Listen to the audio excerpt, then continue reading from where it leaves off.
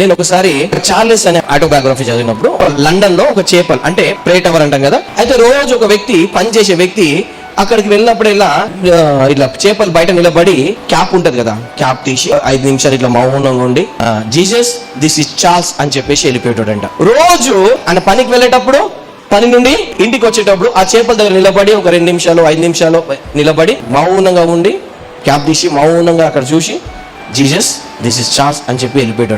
ఒక రోజు ఈ చార్ల్స్ కి యాక్సిడెంట్ అయిందంట, హాస్పిటల్లో అడ్మిట్ అయి ఉన్నాడంట, కాలు చేతులు ఇవ్వట్లేదంట. ఇప్పుడు ఈయన బెడ్ మీద ఉండి ఏం ఆలోచిస్తున్నాడు తెలుసా, టైం చూసుకుంటా, అయ్యో నేను ఇప్పుడు మంచిగా ఉంటే చేపలకి వెళ్ళి అక్కడ నేను ఆ టైం కదా అనుకునేటోడంట. ఆ టైం అయిపోయింది, ఒక 1 అవర్ దాటిన తర్వాత అక్కడ ఒక వ్యక్తి వచ్చినాడంట. వచ్చి నిలబడి చూసి చార్ల్స్ దిస్ ఇస్ జీసస్ అన్నాడంట.